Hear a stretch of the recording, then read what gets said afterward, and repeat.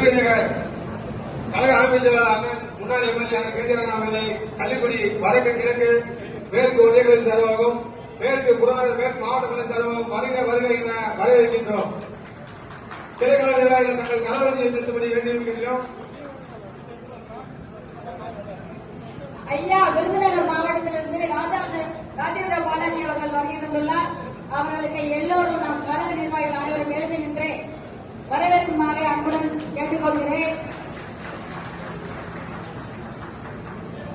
நமது கிளைக்கழக நிர்வாகிகளையும் மாவட்ட கழக நிர்வாகிகளையும் முதல் தேர்தலுக்கு நிப்பாட்டி வெற்றியை பெற்றிருந்த தொகுதி பெரியகுளம் பாராளுமன்ற தொகுதி நம்முடைய திருமணம் தொகுதி அடங்கிய தொகுதி. ஆக தென் மாநிலம் இன்றைக்கு அதிமுக எஃகு கோட்டை புரட்சித் தலைவர் எம்ஜிஆரை முதல் முறையாக 77 முதலமைச்சராகிய தொகுதி அருப்புக்கோட்டை தொகுதி. அன்றைய ராமநாதபுரம் மாவட்டம், இன்றைய விருதுநகர் மாவட்டம், அன்றைக்கு மேற்கு கோவை மாவட்டம், கிழக்கு கோவை மேற்கு கோவை அமைப்பிலேயே இருந்தாலும் அது ராமநாதபுரம் மாவட்டம். ஆக இன்றைய இருக்கிற விருதுநகர் மாவட்டம் தான் தலைவர் எம்ஜிஆரை முதலமைச்சராக கோட்டைக்கு அனுப்பிய மாவட்டம். புரட்சித் தலைவர் அம்மாவையும் கோட்டைக்கு அனுப்பியது தென் மாவட்டம் ஆண்டிவட்டி தொகுதி. ஆக இப்படி சொல்லிக்கொண்டே போன தென் மாவட்டம் தான் போலியில வெற்றி பெற்றார், ஆண்டிவட்டியில் வெற்றி பெற்றார், சிறுநகரத்தில் வெற்றி பெற்றார். திருச்சியிலிருந்து தென் மாவட்டங்களை சேரும். கும்படி முதல் கும்படிப்பட்டி வரை தமிழகம் இருந்தாலும் தென் மாவட்டம் என்பது அனைத்து அதிமுக எஃகு கோட்டை. தலைவர் இந்தியாவுடைய மறைவுக்கு முன்பு புரட்சித்திலே அம்மாவுடைய திரைக்கலத்தில் இயக்கப்பட்டது. புரட்சித்திலே அம்மாவின் பின்பு பச்சை தமிழ் எடப்பாடியுடைய திரைக்கலத்தில் இருக்கிறது. இந்த இயக்கம் பீடுகளை போட வேண்டும், இல்லாத மக்கள் வாழ வேண்டும், அதிமுக பீடோடு வளர வேண்டும், உயர வேண்டும், தமிழகம் செழிப்போடு இருப்பதற்காக ஆரம்பிக்கப்பட்ட இயக்கம் அனைத்து இந்திய அண்ணா திராவிட முன்னேற்ற கழக இயக்கம். இந்த இயக்கத்தை அழைப்பதற்காக 72 புரட்சி எம்ஜிஆர் கட்சி ஆரம்பித்த நேரத்திலே அதிமுக அழிப்பதற்காக கருணாநிதி பல திட்டங்களை போட்டார். மலையாளி என்றார், கோபாலி என்றார், வேடதாரி என்றார். அத்தனையும் தேசங்களை கலைத்து கருணாநிதியை வீட்டுக்கு அனுப்பி 13 ஆண்டுகள் கோட்டை பக்கம் வரலாறு செய்த தலைவர் புரட்சித் எம்ஜிஆர். அதிமுகவுக்கு பிஜேபிக்கும் ரகசிய உறவு இருக்கிறது, எடப்பாடியாருக்கு பிஜேபி தலைவர்களுக்கு கள்ள உறவு இருக்கிறது என்ற பிரச்சாரத்தை அதிபந்த வரைக்கும் கொடுத்தார்கள்.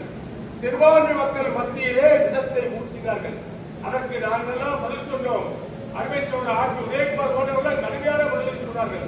இருந்தாலும் நடந்த தேர்தல் பாலிவுட், நடந்த தேர்தல் பிரதமருக்கு. ஆகவே என்ன செய்தார்கள்? மோடி வேண்டுமா என்ற ஒரு ஓட்டு, மோடி வேண்டாம் என்பதற்கு மற்றொரு ஓட்டு. தமிழகத்தை பொறுத்தவரை திராவிட பூமி. இங்கே பெரியாரும் அண்ணாவும் புரட்சித்தலைவரும் அம்மாவும் விளைந்த விதைகள் இன்னைக்கு வரலாற்று தெரிவிக்க திராவிட உறவுகளை உண்டாக்கியிருக்கிறது. ஆக இங்கே பிஜேபியால் காலம் நினைத்தார்கள். அதை முறியடிப்பதற்காக ஒட்டுமொத்தமாக காங்கிரஸ் நடந்ததற்காக திமுக வாக்களித்தார். திமுக வரவேற்பதற்காக வாக்களிக்கவில்லை, ராகுல் வளர்த்துக் கொண்டார்கள். மோடி வரவேற்பு கொண்டு வாக்களித்தார்கள். ஆக அதிமுக எடை அங்கே தள்ளி வைத்தார்கள். சட்டமன்ற தேர்தல் வழங்க உங்களுக்கு போடுகிறோம் என்று இன்றைக்கு அடித்தளமாக இருக்கிறார்கள். அதுதான் நமது களம். அங்கே எடப்பாடியானா ஸ்டாலினா, அங்கே டெல்லி வராது. அப்ப யார் களத்தில் நிற்பார்? அதிமுகவா திமுகவா? அதிமுகவா திமுகவா? திமுகவா அதிமுகவா? இங்கே பிஜேபிக்கு வர இருக்காது, காங்கிரஸ் வர இருக்காது, கம்யூனிஸ்ட் வர இருக்காது. அப்ப எங்க முடிவெடுப்பார்கள் மக்கள்?